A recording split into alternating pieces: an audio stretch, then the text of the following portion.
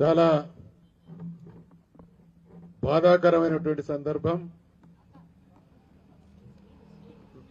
అనేక సంవత్సరాలుగా నేను మిత్రుల ద్వారా వినడం తెలుసుకోవడం జరిగింది. 8 సంవత్సరాల నుండి 35 సంవత్సరాల వరకు పనిచేసినటువంటి కాంట్రాక్ట్ లెక్చరర్లు జీవితంలో సంతోషం, సంతృప్తి అనేటువంటి పదాలు వాళ్ళ జీవితాల్లో లేకున్నా అనేక లక్షల మంది జీవితాలను తీర్చిదిద్దినటువంటి 12 యూనివర్సిటీల్లో పనిచేస్తున్నటువంటి కాంట్రాక్ట్ లెక్చరర్లందరూ ఇందిరా పార్క్ వేదికగా మాకు న్యాయం చేయండి, పార్టీలు ప్రభుత్వాలు మారుతున్నప్పుడల్లా హామీలు ఇచ్చి మమ్మల్ని అన్యాయం చేస్తున్నాయి అనేటువంటి ఉద్దేశంతో మీరందరూ ఇక్కడికి రావడం జరిగింది. మీకు వ్యక్తిగతంగా పార్టీ పరంగా మా సంపూర్ణమైనటువంటి మద్దతును ప్రకటిస్తా ఉన్నాం.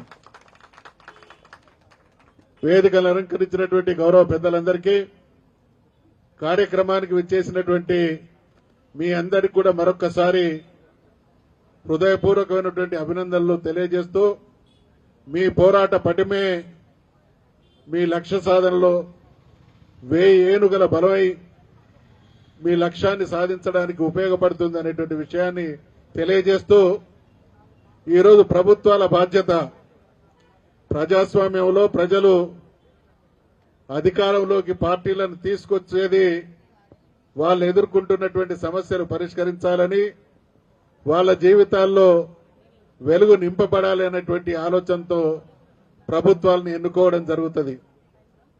కానీ దానికి భిన్నంగా ప్రజల సమస్యలు పరిష్కరించాల్సినటువంటి ప్రభుత్వాలే మీ పాలిట సమస్యగా తయారైతే ఇందిరా పార్క్ దగ్గర కాంట్రాక్టు లెక్చరర్లు ధర్నా చేసేటువంటి పరిస్థితికి పాలక వర్గమే బాధ్యత వహించవలసి ఉంటుంది అనేటువంటి విషయాన్ని తెలియజేస్తా ఉన్నాం.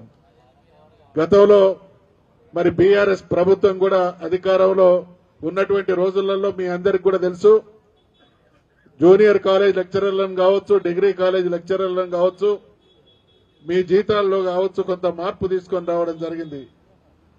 ఫైనల్ గా ఆ బాధ్యత కూడా మా పైనే ఉండే మిమ్మల్ని కూడా రెగ్యులైజ్ చేస్తే నిజంగా ఒక సంతృప్తికరమైనటువంటి ప్రభుత్వంగా మాకు ఆ రోజు గౌరవం వచ్చేది.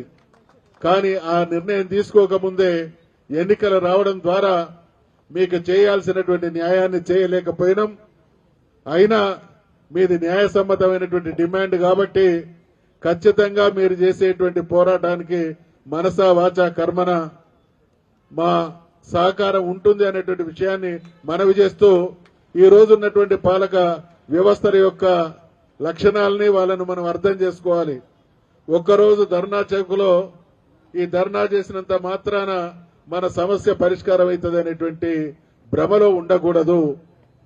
దీన్ని నిర్విరామ ప్రక్రియగా ఇందాక నాకన్నా ముందు మాట్లాడినటువంటి మా సోదరిమణి కావచ్చు, సోదరులు కావచ్చు తెలియజేసినటువంటి విధంగా ప్రభుత్వం మీద ఈ రోజున్నటువంటి పాలక వర్గాలకు ఉన్నటువంటి ఒక లక్షణం ఏంటంటే వాళ్ళు పరిష్కరించాల్సినటువంటి బాధ్యత ఉన్నటువంటి సమస్యలు కూడా ప్రజాక్షేత్రం నుండి ఆ వర్గాల నుండి ఒత్తిడి వస్తే తప్ప పరిష్కరించలేనటువంటి దుర్మార్గం కొనసాగుతా ఉన్నది. కాబట్టి అది తెలిసినటువంటి గ్రహించినటువంటి మనం మన సమస్యను పరిష్కరించుకోవడం కోసం ఒక కంటిన్యూస్ అన్ని పార్టీలన అఖిల పక్షాన్న ఇన్వాల్వ్ చేస్తూ ఒక నిరంతర ప్రక్రియ లాంటి కార్యక్రమాన్ని కొనసాగించండి. మీ సమస్య పరిష్కారం అయ్యేంత వరకు మేం మీ వెంట ఉంటామనేటువంటి విషయాన్ని మరొకసారి మనవి చేస్తూ, మీకు జరగాల్సినటువంటి న్యాయంలో సహజ న్యాయం కూడా ఒక అంతర్భాగం కాబట్టి మానవత్వం ఉన్నటువంటి ఇందాక ఇక్కడ ఉన్నటువంటి మిత్రులైనటువంటి ఒకరిద్దరు లెక్చరర్లు చెప్తే వింటా ఉన్నాం. రెగ్యులర్ అయినటువంటి ప్రొఫెసర్లకు 3 లక్షల జీతం, మాకు మాత్రం 70-80 వేల జీతమే అనేటువంటి ఆ తేడా, ఆ తారతమ్యం నిజంగా ఇది శ్రమ దోపిడికి ఒక వర్గం మీద ప్రభుత్వం చేస్తున్నటువంటి దుర్మార్గపు వికృత చేష్టకు నిదర్శనం కాబట్టి ముమ్మాటికి మీ సమస్య పరిష్కరించబడాలి. పడేటువంటి క్రమంలో పార్టీగా శాసన మండలిలో ప్రతిపక్ష నాయకుడిగా 100% నా వ్యక్తిగతమైనటువంటి సహకారం కూడా ఉంటది అనేటువంటి విషయాన్ని మనవి చేస్తూ మీరు వీలైతే ఒక డెలిగేషన్ నా దగ్గరికి రండి, కూర్చుందాం, డిస్కస్ చేద్దాం. ప్రభుత్వం మీద ఒత్తిడి తీసుకొచ్చేటువంటి మీ ఆలోచనలకు అనుగుణంగా మీకు ఒక పనిముట్టుగా నేను సహకరించడానికి సిద్ధంగా ఉంటా అనేటువంటి విషయాన్ని మనవి చేసుకుంటూ మనస్ఫూర్తిగా భగవంతుని కోరుతా ఉన్నా.